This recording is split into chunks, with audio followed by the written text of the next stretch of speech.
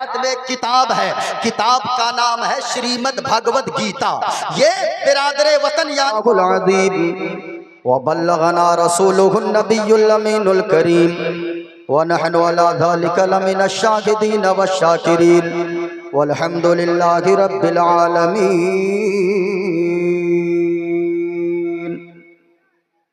हाज़रीन व सामईन, सरे शाम से अब तक का हज़रात हुजूर की महफिल में बैठे हैं। ये जलसा कब्रिस्तान की उन्नति के लिए मुनाकिद किया गया है। हम सब मिलकर दुआ करने की गर्ज से बैठे हैं कि जितने लोग आपके यहाँ के कब्रिस्तान में लेटे हैं, कब्र के अंदर, अल्लाह ताला उन सबों को करवट करवट जन्नत नसीब अता फरमाए। जोर से बोलिए ना आमीन। आमीन। जाना इस दुनिया को छोड़ के सबको है, कोई इस दुनिया में हमेशा रहने को नहीं आया है। मेरी आवाज आप तक क्लियर जा रही है? मेरी बातें समझ में आ रही है? जरा हाथों को उठाकर, जितने मर्द बैठे हैं, औरतें हाथ ना उठाएं, जितने मर्द बैठे हैं हाथों को उठाकर बोलें सुभान अल्लाह, माशाअल्लाह। जब तक अल्लाह ने जिंदगी अता फरमाया है, आपके यहाँ बहुत सारे लोग ऐसे होंगे जो पिछले साल आपके यहाँ होंगे, अगल बगल जहाँ भी जलसा हो वहाँ पे होंगे, लेकिन इस साल उनको अल्लाह के रसूल का जिक्र सुनने का मौका अल्लाह ने नहीं दिया। वो कब्र के अंदर चले गए होंगे, लेकिन हम और आपको अल्लाह ने मौका इनायत फरमाया है। एक बात मैं आपको बता दूं, जब कब्र में हम और आप चले जाएंगे ना, कब्र समझ रहे ना, कब्र के अंदर अगर चले गए तो चाह कर भी एक नेकी कोई नहीं कर सकता है। बताइए कितने लोगों के, सीटी बंद कीजिए भाई, आवाज क्लियर कर दीजिए, हम इक्को वगैरह ज्यादा नहीं दीजिए, साजिद भाई को दीजिएगा, उनको जरूरत पड़ती है, उन लोगों को नात खानी करते हैं, लेकिन आवाज मुकम्मल क्लियर कीजिए, सीटी ना हो। एक बात बताइए, कितने लोग यहाँ पे ऐसे हैं जिनके वालिद साहब समझते हैं ना, बाप, जिनके वालिद साहब का इंतकाल हो गया है, यानी वो इस दुनिया से चले गए हैं। जरा हाथों को उठाकर बताइए कितने लोगों के वालिद साहब का इंतकाल हो गया? इतने लोग हैं। एक बात बताइए, आपके वालिद साहब कब्र में चले गए हैं, क्या वो अपने आप अपनी तरफ से क्या वो एक नेकी अगर करना चाहें कर सकते हैं? अरे बोलियो ना भाई, कर सकते हैं? नहीं कर सकते हैं। अगर वो चाहे हम एक रकात नमाज पढ़ लें, एक सजदा कर लें, एक बार रुकू कर लें, क्या वो कब्र में रुकू कर सकते हैं? क्या सजदा कर सकते हैं? क्यों? इसलिए कि अल्लाह ताला ने उसे इस दुनिया से रुखसत फरमा दिया है। ये दुनिया दारुल अमल है। जब तक इंसान जितनी नेकियां जमा करनी हो, जितना सवाब कमाना हो, जितनी अच्छाइयां करनी हो, वो इस दुनिया में रह के जितना समेटना हो वो समेट ले। मरने के बाद एक नेकी आप नहीं कर सकते हैं, लेकिन अल्लाह का कुरान क्या कहता है सुनिएगा। आपके और हम और आपके अल्लाह ने हाथ और पांव को सलामत रखा है, हमारी आंखों को अल्लाह ने सलामत रखा है, आपके कान को, हमारे कान को अल्लाह ने सलामत रखा है। अल्लाह का शुक्र अदा करते हैं। ये जिंदगी कितनी कीमती है। इमाम गजाली फरमाते हैं, हर तकरीर सुनने वाला, हर जलसे में बैठने वाला इस नीयत से जलसे में बैठे कि मैं जिंदगी का आखिरी जलसा सुनने जा रहा हूं और जिंदगी की आखिरी तकरीर में सुन रहा हूं, पता नहीं इसके बाद अल्लाह ताला मुझे कहीं जलसे में बैठने का मौका इनायत फरमाए या ना फरमाए। भाई किसकी गारंटी है? कोई गारंटी है कि हम यहाँ से तकरीर करके दूसरे जलसे में कल जा सकते हैं? कोई गारंटी है क्या? कोई गारंटी नहीं है। आप में से कोई गारंटी दे सकता है, या माँ बहनों में से कोई गारंटी दे सकती है कि आज के जलसे के बाद दूसरे जलसे में जाकर ये तकरीर सुन लेगी? क्या ये गारंटी है किसी के पास? कोई गारंटी नहीं है। एक बात बताइए, दुनिया में अल्लाह ने आने का हम लोगों के लिए एक सिस्टम बनाया है। बाप पहले आता है, बेटा उसके बाद दुनिया में आता है। अरे बोलिए ना भाई, बाप पहले आता है ना। ऐसा तो नहीं है कि आप लोगों के यहाँ बाप अभी पैदा ही नहीं होता, बेटा पहले आ जाता है। ऐसा तो नहीं हो सकता है ना, क्योंकि अल्लाह ने यह सिस्टम बनाया है। बाप पहले आता है, बेटा, ऊंचा बोले बेटा, दादू पहले आता है, पोता, नाना पहले आता है, नाती बाद में आता है। ये तो दुनिया में आने का सिस्टम है। क्या यही सिस्टम दुनिया से जाने का भी है कि बाप पहले आया है तो बाप ही पहले मरेगा, बेटा बाद में मरेगा? ऐसा है क्या? माँ पहले आई है तो माँ पहले मरेगी, बेटी बाद में मरेगी? ऐसा है क्या? नहीं हो सकता है। लेकिन याद रखें लोगों, दुनिया में आने का तो ये सिस्टम है, लेकिन दुनिया से जाने का ऐसा कोई सिस्टम नहीं है। बल्कि हमने तो देखा गया, कभी कभी ऐसा होता गया 80 साल का बूढ़ा बाप अपने 40 साल के कड़ियल जवान बेटे के जनाजे को अपने कंधे पर उठाकर आंसू बहाता हुआ कब्रिस्तान लेकर जाता गया। आपने भी देखा होगा। इसलिए मेरे भाइयों, जब तक दुनिया में जिंदा रहो, माँ बहनों मैं तुमसे भी कहूंगा, जब तक दुनिया में जिंदा रहो, जब भी जलसों की महफिल देखो, जब भी जिक्र रसूल की महफिल को देखो, इस महफिल को तुम छोटी न समझो, बल्कि याद रखना जो लोग दुकानों में टहलते गए वो क्या समझते गए कि अगले जलसे में तकरीर सुन लूंगा। जो लोग मेले में टहलते गए वो क्या समझते गए अगले जलसे में या घर जाकर मौलाना की तकरीर मोबाइल पे सुन लूंगा।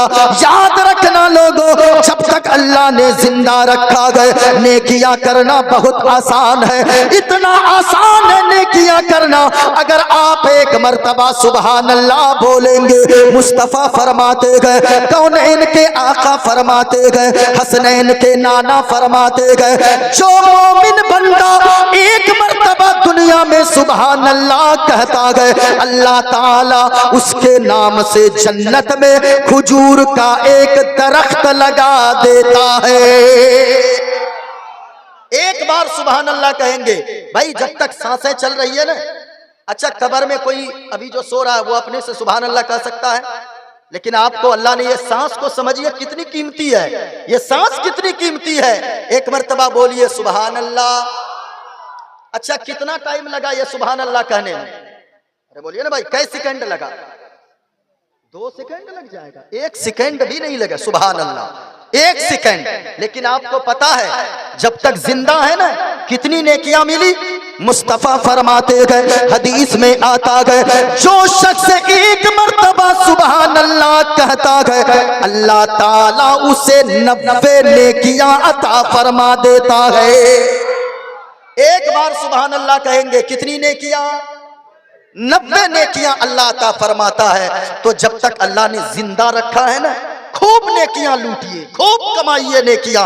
कब्र में और कोई चीज काम नहीं आएगी, बल्कि नेकियां ही काम आएगी। जरा गौर से सुनते चले लोगों, अल्लाह ने जो हाथ दिया गए ये कितना कीमती गए, अल्लाह ने जो पाँव को सलामत रखा गए ये कितना कीमती गए, अल्लाह ने जो आंखें दिया गए ये आंख कितनी कीमती गए। अगर आपको ये देखना हो, कभी हॉस्पिटल के इमरजेंसी वार्ड में जाकर देखो, कितने लोग आपको ऐसे मिलेंगे जिनके दोनों हाथ कटे गए, जिनके दोनों पांव कटे गए। आपके गांव में कुछ लोग ऐसे भी होंगे जिनको अल्लाह ने आंखें तो दिया गए, लेकिन आंखों में देखने की ताकत अता नहीं फरमाया गए। कितने लोग ऐसे होंगे जिनके पास कान तो होगा, लेकिन कान में सुनने की ताकत नहीं होगी। लेकिन अल्लाह का शुक्र अदा करो, हमारे और आपके हाथ को भी अल्लाह ने सलामत रखा गए, पाँव को भी सलामत रखा गए,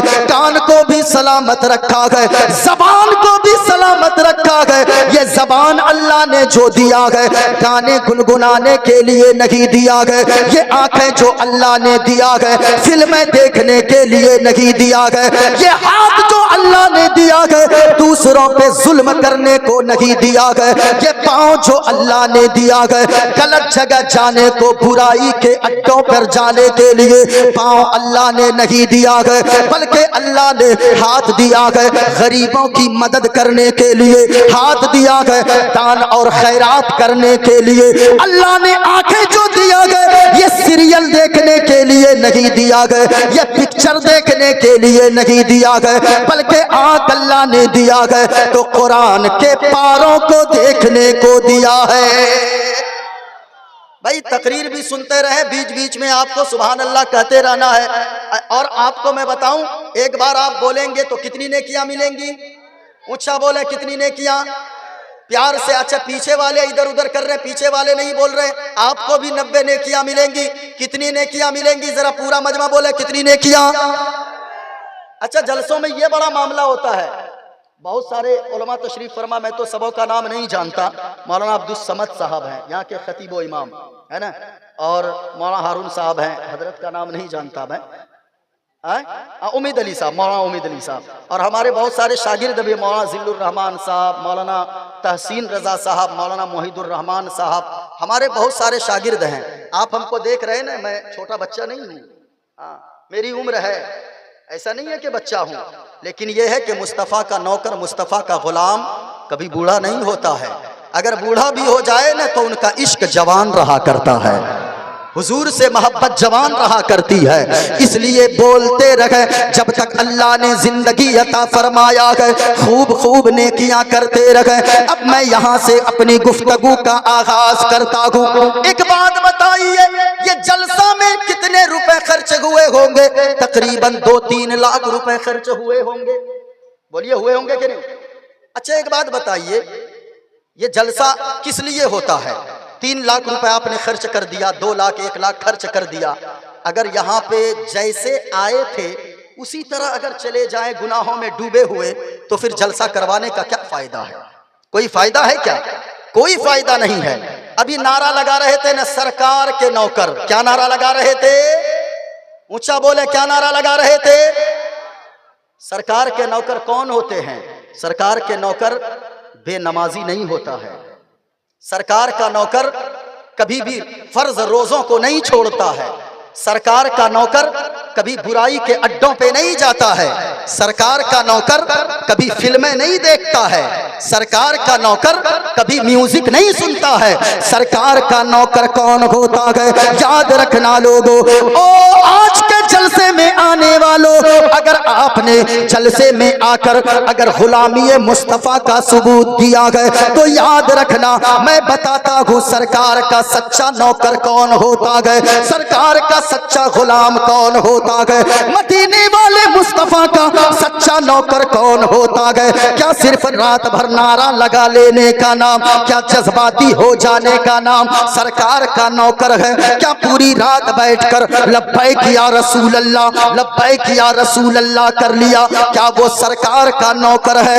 नाना प्यारे उलमा से कभी पूछिएगा, आपके यहाँ जो इमाम है, आपके इलाके में जो उलमा है, आप उनसे पूछिएगा, वो आपको बताएंगे सरकार का वो नौकर नहीं हो, वो नौकर नहीं होता है जो सिर्फ नारा लगा ले, जो सिर्फ या रसूल अल्लाह कर ले, जो नारे तकबीर अल्लाहु अकबर कर ले। वो सरकार का नौकर सिर्फ नारा लगाने वाला नहीं हो सकता है, बल्कि सरकार का सच्चा नौकर वो होता है जो जलसों में आकर बैठता है, सुभान अल्लाह भी बोलता है, नारा भी लगाता है, अल्हम्दुलिल्लाह भी बोलता है, या रसूल अल्लाह भी बोलता है। लेकिन ये सब करने के बाद जब मस्जिद से मुअज्जिन आजान की सदा लगाता है तो फिर वो लब्बैक कहता हुआ नमाज के लिए मस्जिद भी जाता है।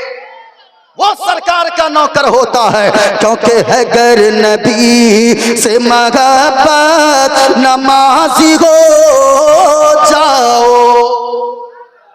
अब भाई मेरी आवाज साजिद साहब की तरह तो नहीं है, लेकिन हुजूर की नात पढ़ने के लिए आवाज नहीं चाहिए, बल्कि अकीदत मजबूत होनी चाहिए। आप भी अगर हो तो पढ़िएगा, कहीं भी जाइए गुनगुनाइए, है गर नबी से मोहब्बत नमाजी हो जाओ, अगर नबी से मोहब्बत नमाजी हो जाओ तो क्या होगा? अगर नमाज पढ़ेंगे क्या होगा? मिलेगी कब्र में राहत, मिलेगी कब्र में राहत, नमाजी हो जाओ, मिलेगी कब्र में राहत, नमाजी हो जाओ। नमाज पढ़ेंगे इंशाअल्लाह, बोले इंशाअल्लाह। पूरा मजमा हाथों को उठाकर बोले इंशाअल्लाह। अरे भाई इंशाअल्लाह बोलने में क्या जा रहा है आपका? बोले इंशाअल्लाह। इंशाअल्लाह बोलना, इरादा करना आपका काम है, हमारा काम है पेशानी में सजदों की तड़प पैदा फरमाना, ये अल्लाह का काम है। हो सकता है इसी इंशाअल्लाह की बरकत से अल्लाह हम और आपको 5 वक्ता नमाजी बना दे। नमाज की पाबंदी करेंगे, बोले इंशाअल्लाह। और ऊंचा बोले इंशाअल्लाह। अच्छा, एक शेर और है मेरे जहन में, पढ़ दूं? इजाजत है? अगर इजाजत है तो हाथों को उठाकर बोले सुभान अल्लाह। सुनिएगा। अजान सुनने के जो कामों, अजान सुनने के जो कामों को बंद करते हैं। अच्छा, आजकल अजान होती है हमारे यहाँ, ये अलमिया है, इधर मस्जिद के मीनारों से आजान हो रही है, मस्जिद के माइक से मुअज्जिन साहब आजान दे रहे हैं, अल्लाहु अकबर अल्लाहु अकबर अल्लाहु अकबर अल्लाहु अकबर। लेकिन आजान की आवाज तो नौजवान सुनते गए, नौजवानों के मोबाइल की स्क्रीनें बंद नहीं होती गए, घर की टीवियां बंद नहीं होती गए, लोग काम काज में लगे रहते गए, कोई क्रिकेट खेलने में रहता गए, लोगों के क्रिकेट बंद नहीं होते गए, कोई ताश की पत्ती में लगा रहता गए, कोई कैरम बोर्ड खेलने में रहता गए। और नौजवानों, आजान जब भी होने लगे, मोइनुद्दीन कादरी का एक पैगाम लेकर जाओ।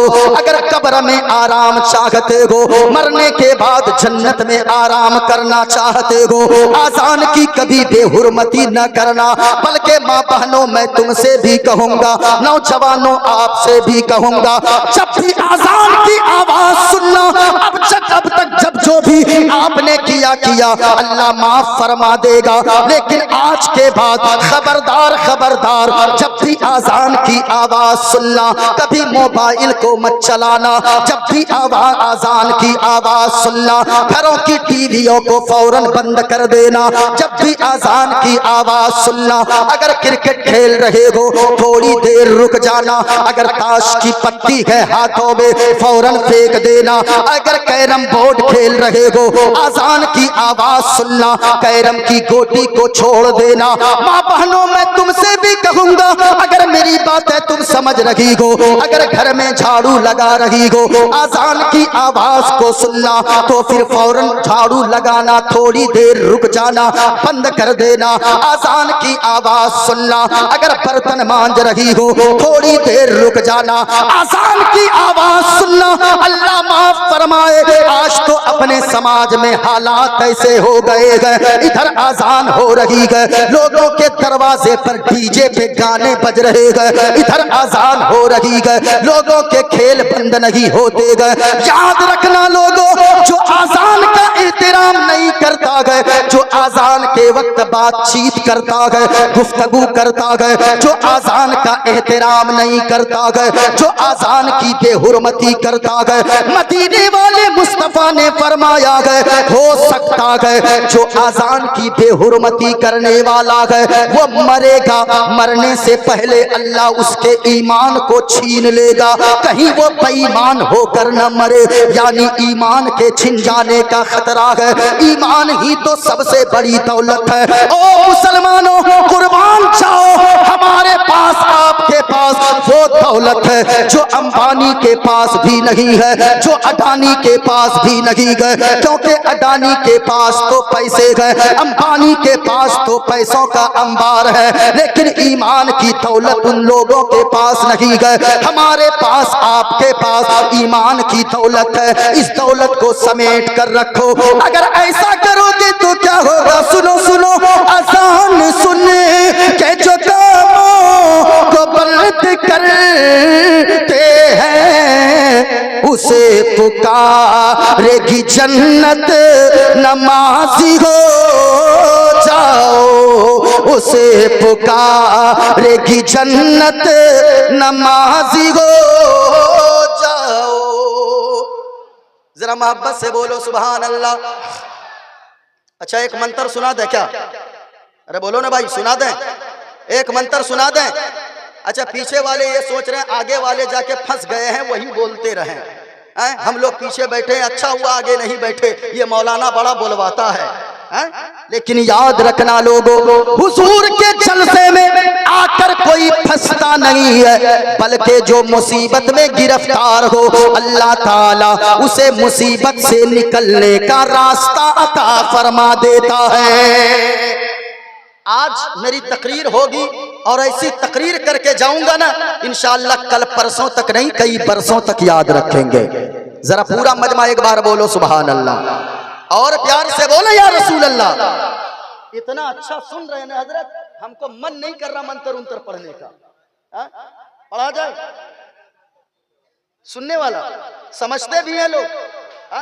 जरा एक बार और मोहब्बत से बोलो सुभान अल्लाह और प्यार से बोले सुभान अल्लाह।